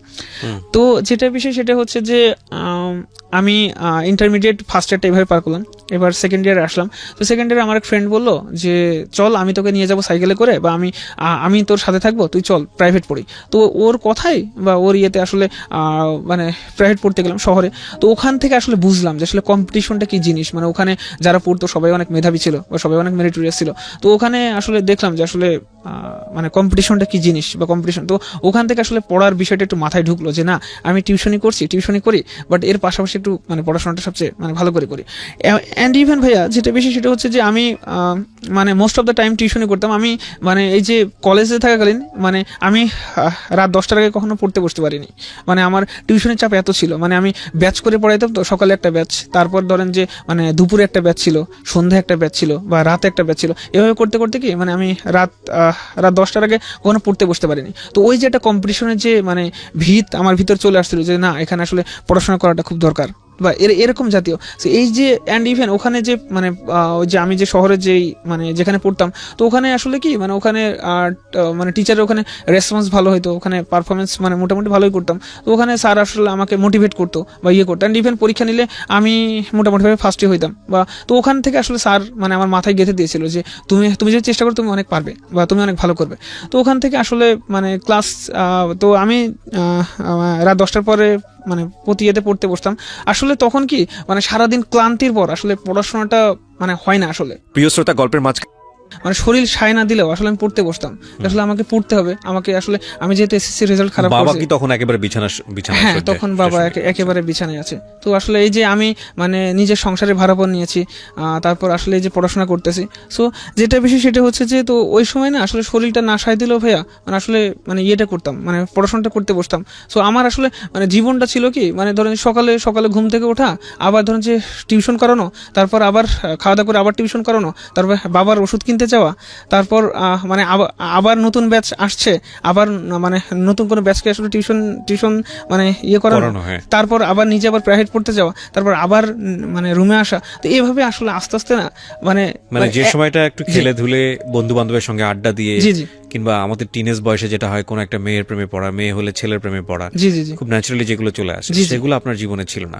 আপনার জীবনে ছিল হচ্ছে শারীরিক এই প্রতিবন্ধকতা নিয়েও সংসারের হাল ধরা, অসুস্থ বাবার চিকিৎসা করা, কিছু ইনকাম করা, এবং দিন শেষে নিজের লেখাপড়াটাও যে কোনো ভাবে হোক চালিয়ে নেওয়া। অবশ্যই ইভেন ভাই যে আসলে আমি সবসময় একটা কথা বলি আপনাদেরকে, আমি সারা জীবন ধরেই বলেছি, সেটা হলো পৃথিবীতে আসলে আসল হিরো যারা তারা আননোন। কোনো একটা কবিতায় সেদিন পড়ছিলাম যে ওই মানুষটার কন্ট্রিবিউশন কিন্তু আমরা মনে রাখি না। ধরেন আপনি পাবলিক ক্রাউড একটা বাসে উঠেছেন, হ্যাঁ, এবং আপনি খুব ওই সময়টাতে খুব ফিল করছেন, মানে খুব গিজগিজ করা, হ্যাঁ, এবং আপনি ফিল করছেন আপনি অসুস্থ, আপনি দাঁড়াতে পারছেন না, ফিল করছেন কেউ যদি আমাকে সিটটা ছেড়ে দিত, হঠাৎ করে দেখলেন যে পাশ থেকে একজন মানুষ আপনাকে সিটটা ছেড়ে দিয়ে বলছে, ভাই আপনি এখানে বসেন, আপনাকে দেখে মনে হচ্ছে আপনি অসুস্থ। এই মানুষটার কথা কোথাও লেখা থাকবে না, কিন্তু এই মানুষটা যে কত বড় একটা উপকার করলেন, এই ছোট ছোট ছোট ছোট অনেক বৃহৎ উপকার, এই মানুষগুলো কিন্তু আমার কাছে মনে হয় যে আসল মানুষ। আরেকটা ইন্টারেস্টিং বিষয়, এই কথাগুলো কেন বললাম, যে এই যে এরকম যে ঘটনাটা আমাদের সামনে আজকে এখানে উঠে আসছে সুলতান কবিরের, এরকম সুলতান কবির আমাদের সমাজে অসংখ্য আছে, কিন্তু তাদেরকে কখনোই বইয়ের পাতায় আপনি পাবেন না, তাদেরকে আপনি কখনো নাটক, গল্প, উপন্যাসের ক্যারেক্টারে পাবেন না, যাদেরকে মোটিভেশন হিসেবে আমাদের ছোটবেলা থেকে শিখে এসেছি পুঁথিগত বিদ্যাতে, তাদের জায়গাতে কখনো সুলতান কবিরকে পাবেন না। ডেফিনেটলি যাদেরকে আমরা পাই তাদের লাইফে হয়তো আরও বড় ড্রামা থাকে, অন্যরকম থাকে, অনেক বড় সাকসেস স্টোরি থাকে, সাকসেস স্টোরির জায়গায় অনেক বড় একটা ইকোনমিক ফিগার থাকে। কিন্তু কথা হচ্ছে ভাই, সবাই তো বিল গেটস হয় না, সবাই তো মহাত্মা গান্ধী হয় না, সবাই আমাদের সামনে যারা মোটিভেশন হিসেবে যাদেরকে উদাহরণ দেওয়া হয়, সবাই তো এটা হয় না, তাই না? সো আমার কাছে কেন জানি মনে হয় যদি মোটিভেশন নিতে হয় তাহলে ওই বিল গেটস কিংবা কেএফসির মালিক, কিংবা আপনি যদি বলেন মহাত্মা গান্ধী বা আরও যারা বড় বড় ফিগার আছে, মাও সেতুং, হ্যাঁ প্রয়োজন আছে, কিন্তু এগুলো আমার কাছে মনে হয় যে ইটস ভেরি আনটাচেবল, এগুলো জীবনও টাচ করা যাবে না আমাদের মতো সাধারণ মানুষের জায়গা থেকে। কালে কোশ্মিন কালে হইলেও দু একজন হতে পারে, কিন্তু যেহেতু সুলতান কবির হওয়া যায়, যেহেতু ওয়াসিম হওয়া যায়, তাহলে মোটিভেশন নিতে হলে এদের কাছ থেকে নেওয়া উচিত। আমার কাছে আমার ব্যক্তিগত ওপিনিয়ন, আপনি চাইলে ডিসএগ্রি করতে পারেন। সেজন্যই আমি বলি যে সমাজের চারপাশে অসংখ্য হিরো আছে আমাদের, কিন্তু আমরা আসলে চোখ মেলে দেখি না। যাই হোক, সুলতান কবির আমি ইন্টারাপ্ট করে ফেললাম, আপনি কন্টিনিউ করেন, বলেন তারপর। তারপর আসলে আমি এইচএসসি পরীক্ষা দিয়েছিলাম 2014 সালে, মানবিক বিভাগ থেকে পরীক্ষা দিই। তো মানবিক বিভাগ থেকে পরীক্ষা যশোর বোর্ডে? জি যশোর বোর্ডে। তো মানবিক বিভাগে পরীক্ষা দিলাম। তো মানবিক বিভাগে পরীক্ষা দিয়ে একটা এখানে যেটা ফ্যাক্ট করলো যে আসলে কোচিং করতে হবে, বিশ্ববিদ্যালয়ে ভর্তি। এর আগে একটা কথা বলে নিই, সেটা হচ্ছে আসলে সংসারের যেখানে দুরবস্থা বা সংসারের যে এই যে অবস্থা, এখান থেকে আসলে মানে বাইরে পড়াশোনা করতে যাওয়াটা আসলে অনেক অনেক টাফ একটা মানে বিষয়। চুয়াডাঙ্গা থেকে যে কোনো একটা পাবলিক বিশ্ববিদ্যালয়ে পড়তে যাওয়ার মতো। এন্ড ইভেন আমি ডিসিশন নিয়েছিলাম কি, যে আমার বাবার যে দুরবস্থা বা তিনি যে বসে আছেন, তো আমি যেটা ডিসিশন নিয়েছিলাম কি, সেটা হচ্ছে যে আমি মানে কোনো পাবলিক ইউনিভার্সিটিতে পরীক্ষা দিব না। এন্ড ইভেন তখন আমি জানতাম না যে ঢাবি কি, রাবি কি, যাবি কি বা জবি কি। তো আমি ডিসিশন নিয়েছিলাম আমি ডিগ্রিতে ভর্তি হবো, ডিগ্রি পড়বো, বা আসলে মানে সংসারের যে অবস্থা, এই অবস্থার কথা মানে আসলে নিজেকে গুটিয়ে নেওয়ার যে। কিন্তু মানে আমাদের গ্রামে একজন টিচার আছেন, উনি ইসলাম বিশ্ববিদ্যালয়ে পড়ান বাংলাতে। তো উনি আমাদের ভাই হন সম্পর্কে। তো উনি বলেছিল যে সুলতান, তুমি হচ্ছে যে আমি তোমার হচ্ছে ঝিনাইদাতে ব্যবস্থা করে দিচ্ছি, তুমি আসো এখানে পড়ো বা এখানে কোচিং করো, ওখান থেকে আসলে তুমি পাবলিক ইউনিভার্সিটিতে পড়ার স্বপ্ন দেখো। তো আমি আসলে সেই সময় আসলে আমার যে আর্থিক যে দুরবস্থা, তো ওই সময় আমাদের একটা গাভী ছিল, গরু ছিল। তো আমার বাবা কি করলো যে আসলে ওই গাভীটা বা গরুটা বেচে দিয়ে মানে কিছু টাকা হলো, কারণ হচ্ছে মানে বাইরে গিয়ে যে আমি যে পড়বো, তো আমাকে আসলে মানে আর্থিক এটা দিবে কে। তো ওখান থেকে আসলে আমি গেলাম। তো কোথায় গেলেন কোচিং করতে? ঝিনাইদা, জি ইউসিসি তে কোচিং করতে গেলেন গরু বিক্রি করে? জি গরু বিক্রি করে আমি চলে গেলাম। তো যেটা বিষয় সেটা হচ্ছে যে ওখানে গেলাম, তো ওখানে মানে কোচিং এর শুরু হলো, কোচিং এর পার্ট শুরু হলো। তো আসলে ওখানে গিয়ে কি আসলে মানে আমি যে মেসে থাকতাম, ওখানে দেখতাম যে সবাই পাবলিক ইউনিভার্সিটিতে পড়াশোনা করে, কেউ ইসলাম বিশ্ববিদ্যালয়ে পড়ছে, বা তারা আমাকে আসলে অনেক বেশি মোটিভেট করতো যে সুলতান, তুমি হচ্ছে যে তুমি ভালো করে প্রিপারেশন নাও, এভাবে পড়ো, এভাবে পড়তে হয় বা এভাবে করতে হয়। তো আসলে ওখান থেকে না মানে নিজের ভিতরে আসলে একটা স্বপ্ন তৈরি হলো। তো ওই সময়টাতে ফ্যামিলি চলতো কিভাবে? ওই সময়টাতে আসলে যেটা বিশেষ ছিল কি, সেটা হচ্ছে যে ওই যে মানে আমার মা তো টিউশনি করতেন, আমার মা যে টিউশনি করতে সামহাও ওখান থেকে আসলে মানে কোনোভাবে মানে খেয়ে পড়ে চলে যেতে হয়। বাবা করতো ভাঙারির দোকানে কাজ। আপনাদের প্রপার্টি বলতে কি ছিল? আমাদের প্রপার্টি বলতে ভাই শুধু 10 কাঠা জমি আছে। 10 কাঠা জমি, এটার উপরে আপনাদের বাড়ি ঠাড়ি এরকম কিছু নাকি বাড়ির বাইরে? বাড়ির বাইরে কিছু, জি 10 কাঠা জমিগুলো ছিল, এখান থেকে চাষবাস হয়ে কিছু ফসল আসতো? জি কিছু ফসল আসতো। 10 কাঠা জমি বলতে গেলে 22, 23, 25 শতকের মতো হবে। জি ওকে, বলেন তারপর। তো তারপর হচ্ছে ওখানে করতে গেলাম, কোচিং করতে গেলাম। তো কোচিং করলাম, তো এর ভিতরে আসলে এইচএসসি রেজাল্টটা হয়ে গেল। এটা আসলে সবচেয়ে মোস্ট ইন্টারেস্টিং ফ্যাক্ট। তো এইচএসসি রেজাল্টে আমি আল্লাহর রহমতে সবার দোয়াই গোল্ডেন এ প্লাস পাইলাম। কারণ এই যে 4.44 থেকে গোল্ডেন এ প্লাস পাওয়া, এটা আসলে মানে আমার জীবনে অনেক বড় টার্নিং পয়েন্ট ছিল, বিশাল টার্নিং পয়েন্ট। মানবিক বিভাগ থেকে গোল্ডেন এ প্লাস পাওয়া এরকম একটা ক্রিটিক্যাল সিচুয়েশন। এন্ড ইভেন ওই সময় হচ্ছে যে কলেজ থেকে আমি মানে সম্মিলিত মেধা তালিকায় কলেজ থেকে ফার্স্ট হলাম। ওয়াও। এন্ড ইভেন আমি হচ্ছে মানে বোর্ড স্কলারশিপ পেলাম, আমার বোর্ডে একটা পজিশন হলো। তো আসলে ওটা আমার জীবনের আসলে মোড়কে অনেক বেশি ঘুরিয়ে দিয়েছিল। ওটা আসলে আমার মানে জীবনের আসলে কি বলবো, ওটাই আসলে আমার জীবনের টার্নিং পয়েন্ট ছিল। ওখান থেকে আমি আসলে স্বপ্ন দেখতে শিখেছি যে আসলে প্রতিবন্ধকতা বা প্রতিবন্ধিতা আমরা যেটা দেখি, আসলে এখান থেকে মুভ করা যায়, বা আসলে আর্থিক দুরবস্থা বা চোখের এইটা আসলে এটা মানে তেমন কোনো ফ্যাক্ট ক্রিয়েট করে না। দ্য থিং ইজ দ্যাট একটা মানুষকে ঘুরিয়ে দেওয়ার জন্য দুটো জিনিস ইম্পর্টেন্ট। নাম্বার 1, তাকে একটা পেইনফুল সিচুয়েশন দিতে হবে।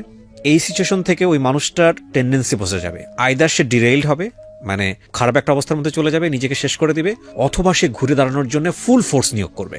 সেই অর্থে যে কোনো ক্রিটিক্যাল মোমেন্ট, যে কোনো পেইনফুল সিচুয়েশন লাইফে ব্লেজিং হতে পারে।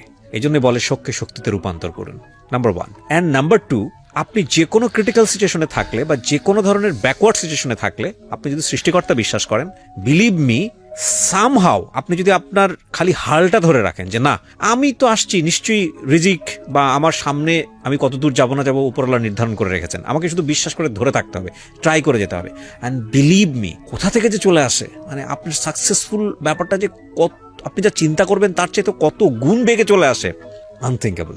Life is all about miracle.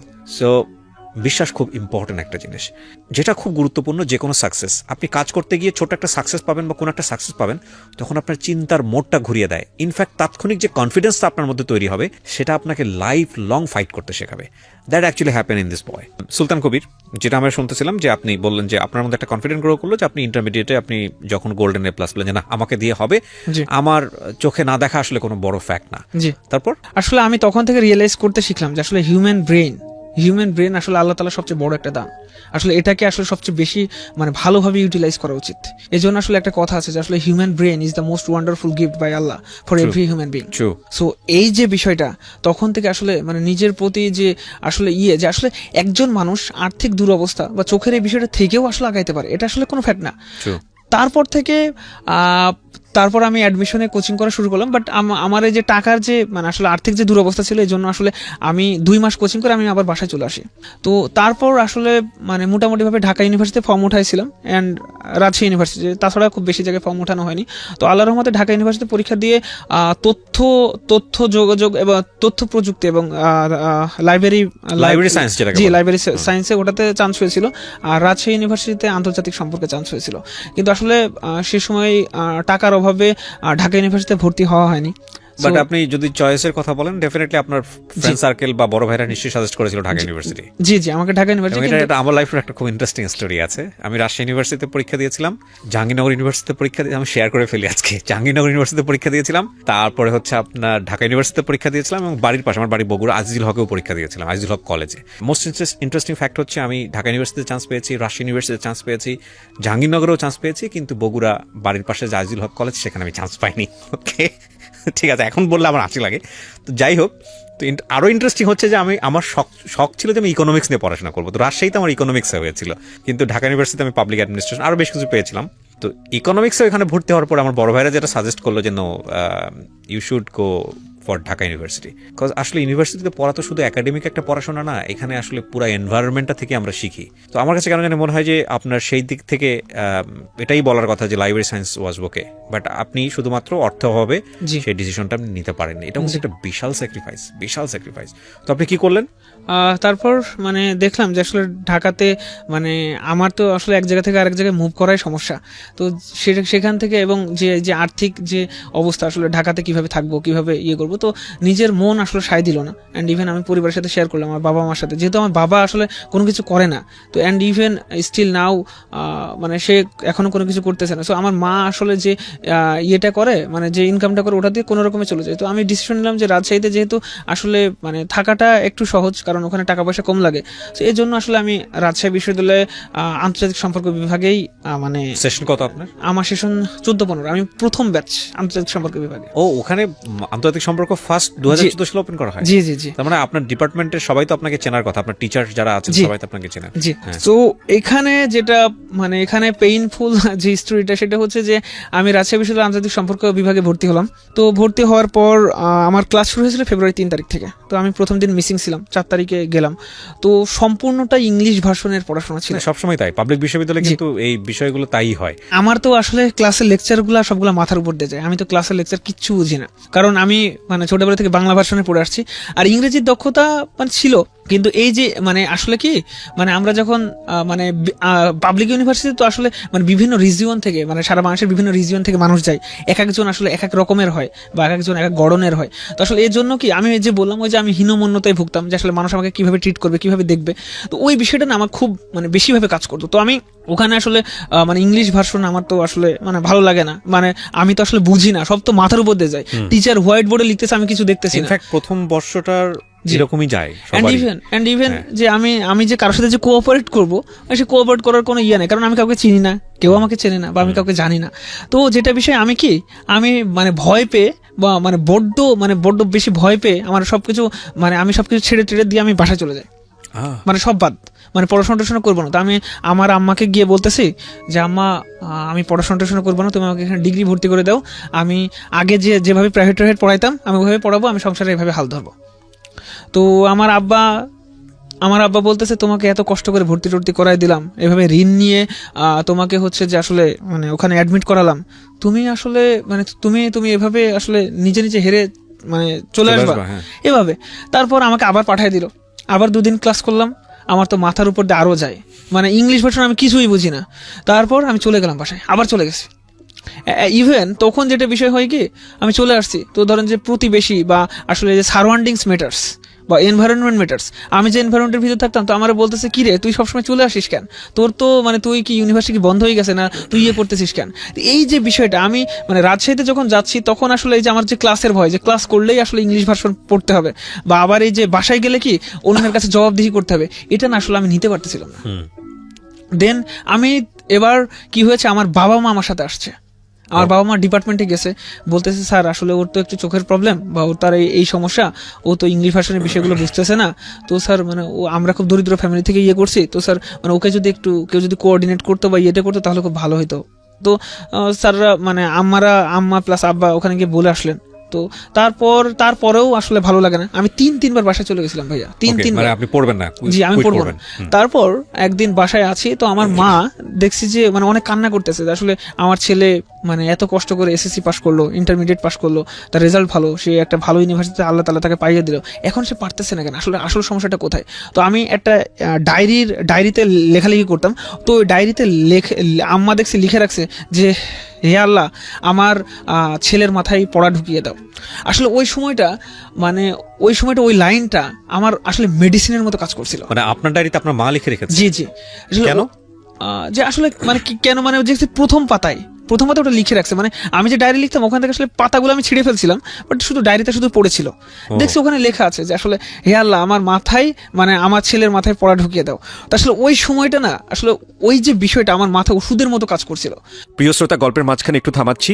আপনারা নিশ্চয়ই জানেন প্রাণের মেলা বইমেলা শুরু হয়ে গেছে, এবং এই বইমেলাতে জীবন গল্প পার্ট 2 অসাধারণ বেশ কিছু গল্প নিয়ে অলরেডি বাজারে চলে এসছে।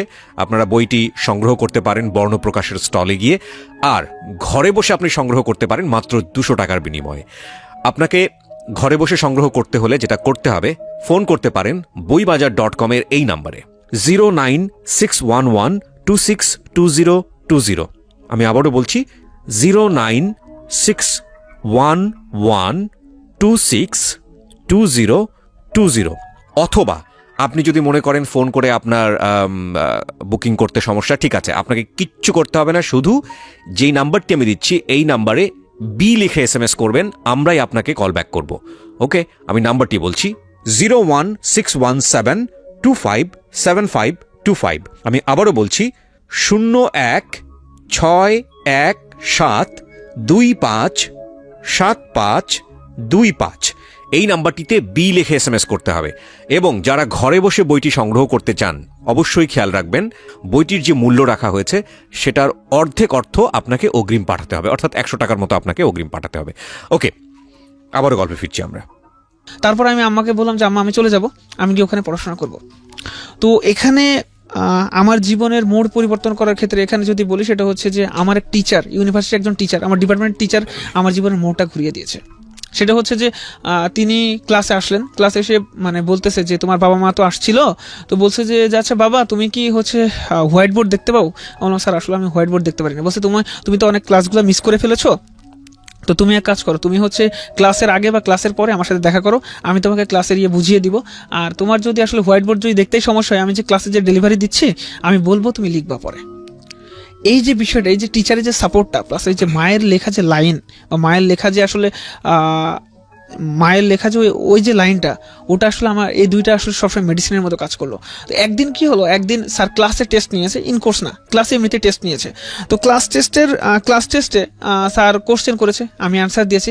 তো স্যার যখন দেখাবে, স্যার ক্লাসে খাতা আনলেন, এনে বলতেছে আসলে যে ছেলেটা 3-3 বার বাসায় চলে গেছে, তার যদি খাতার যদি মানে তার যে লেখার যদি ধরন দেখো বা সে যেভাবে লিখেছে এটা যদি দেখো, তো সত্যি সত্যি তোমরা অবাক হবে। তো আমাকে স্যার বললো যে তুমি বাবা তুমি এত ভয় পাও কেন, তুমি তো ভালো লেখো, বা তুমি যদি চেষ্টা করো তুমি পারবা, তো তোমার কোনো ভয় নেই, আমি আছি, তুমি পড়াশোনাটা খুব ভালো করে করো। এই যে তখন থেকে আসলে আমি না একটা ভরসা মানে একটা খুঁটি খুঁজে পেলাম যে আসলে না, সামথিং উইল হ্যাপেন, ইনশাল্লাহ সামথিং উইল হ্যাপেন। সো তারপর স্যারের এই যে মোটিভেশন, স্যারের কাছ থেকে আসলে রেগুলার অ্যাডভাইস নেওয়া, স্যারের কাছে যাওয়া, তো এই যে বিষয়টা 2014-তে আপনার সেশন? জি 14-15। তার মানে তো আপনার অনার্স কমপ্লিট হওয়ার কথা? জি অনার্স কমপ্লিট হয়ে গেছে। কত সালে কমপ্লিট হলো?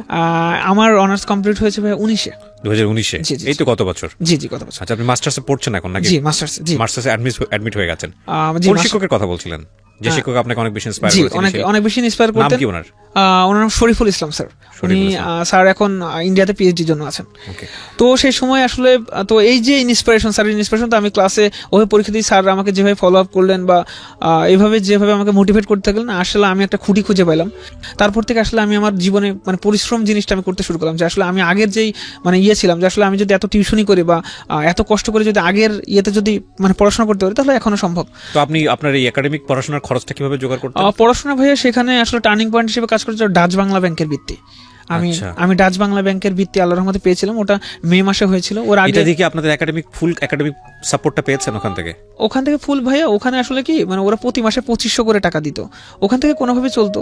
আবার এই যে মানে আমার আমরা পুরো অনার্সে এটা সাপোর্টটা দিয়েছে ওরা? জি জি, ওরা আমাকে পুরো মাস্টার্সেও দিচ্ছে?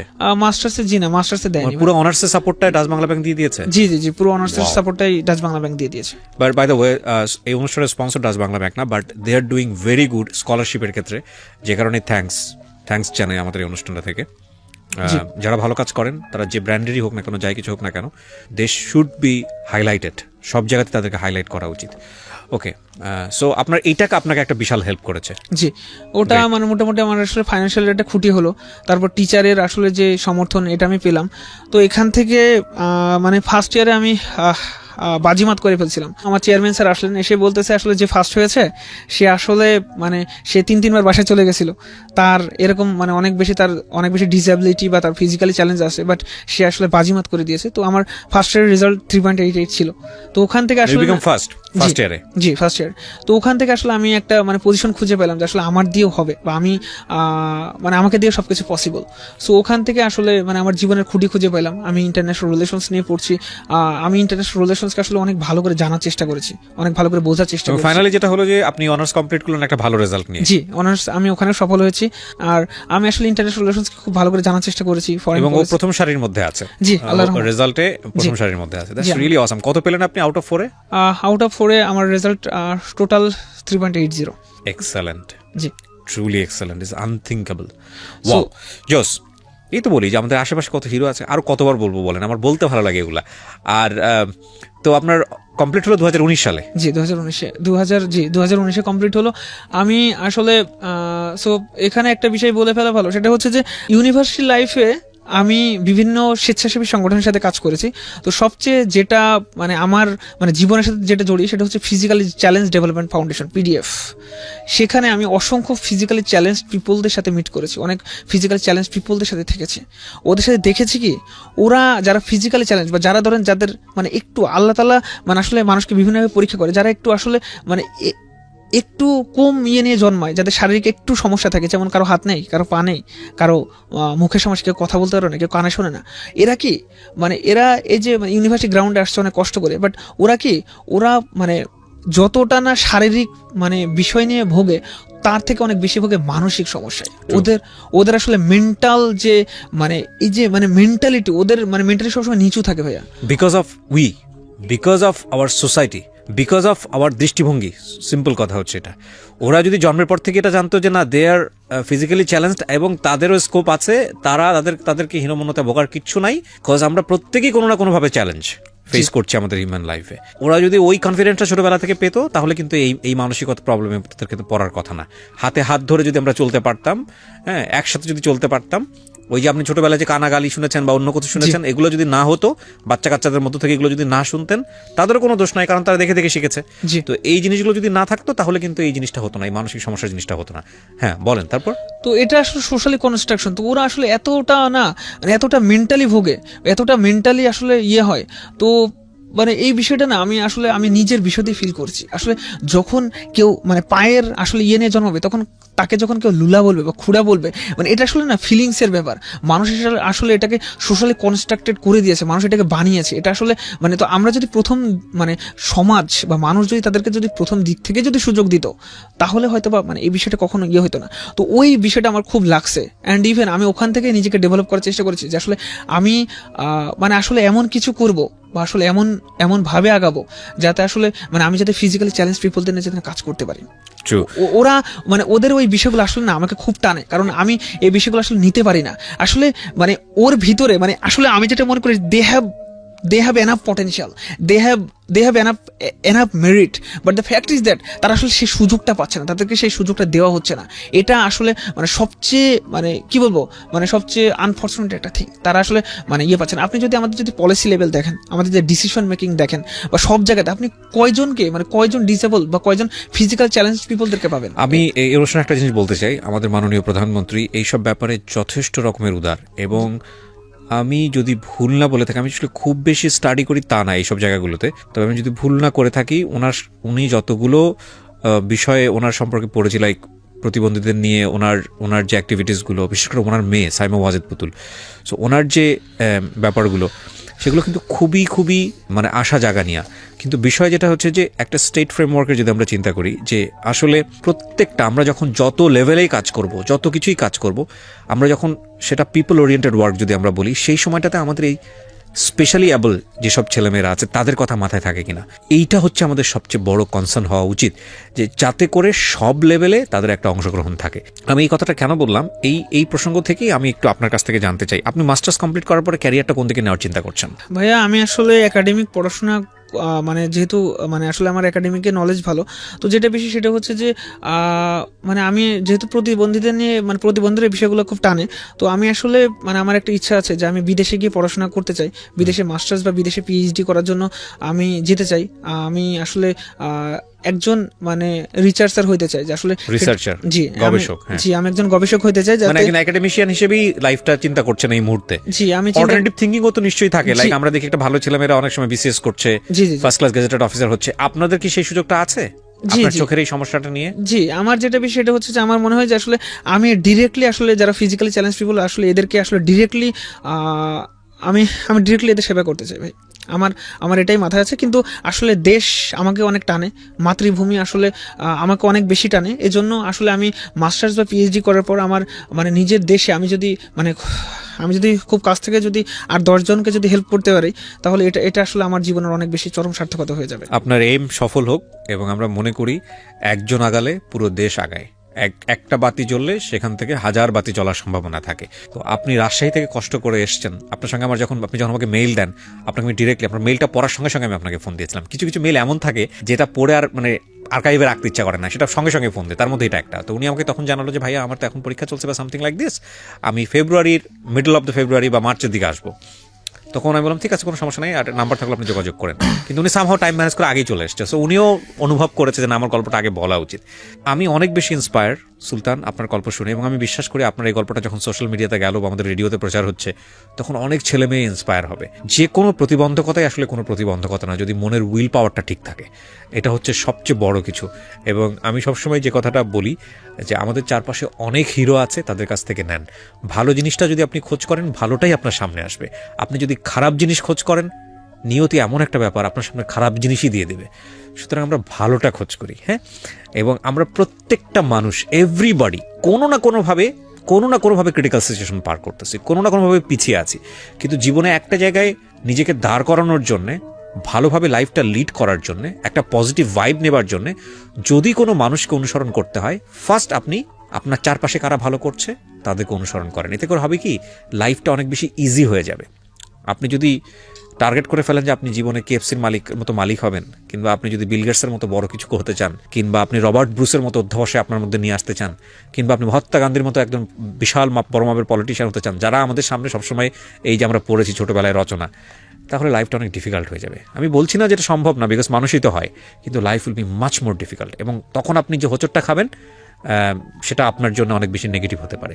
সুলতান কবিরকে যদি আপনি অনুসরণ করেন, বা আমাদের চারপাশে যারা সাধারণ মানুষ আছেন, যারা জীবনটাকে অনেকভাবে পজিটিভভাবে দেখছেন, তাদেরকে যদি আপনারা অনুসরণ করেন, তাহলে লাইফটা অনেক বেশি ইজি হবে। সো সুলতান কবির, আপনার কাছে আমার প্রশ্ন যে আপনি কেন আসলেন এই অনুষ্ঠানে? আমি এসেছি যে মানুষকে মোটিভেট করতে, কারণ আমি আমার জীবনে আসলে অনেক কিছু ফেস করেছি। আমার আর্থিক দুরবস্থা ছিল, আমার শারীরিক প্রতিবন্ধকতা ছিল, এটা এখনও আছে। কিন্তু যেটা বেশি সেটা হচ্ছে আমি মানে আমার মনের ভিতরে যেটা ফিল করছি সেটা হচ্ছে যে আসলে এই যে নেলসন ম্যান্ডেলার ভাষায় একটা কথা আছে যে আসলে education is the most powerful weapons which you can use to change the world. তো এই যে এডুকেশন মানুষের আসলে জীবনকে কিভাবে পরিবর্তন করে দিতে পারে, আসলে মানুষের জীবন কিভাবে একটা মোড় থেকে আরেকটা মোড়ে করতে পারে, সেটা এই যে এডুকেশন, এটা আমার জীবনের আসলে গেম চেঞ্জার। সো আমি আসলে মানুষের কাছে এটাই মেসেজ দিতে চাই যে আসলে will power is a great power. আমি আসলে একটাই বলতে চাই, সেটা হচ্ছে যে ফিজিক্যালি চ্যালেঞ্জড, আর্থিক দুরবস্থা বা অনেক বেশি ভেঙে পড়েছেন, অনেক বেশি ডিপ্রেশনের ভিতরে আছেন, কখনো আসলে পরাজয় মেনে নেন না। কারণ আসলে পরাজয় মেনে নেওয়া আসলে জীবনের কোনো ধরনের কোনো পার্ট হতে পারে না। আসলে পরাজয় মেনে নেওয়া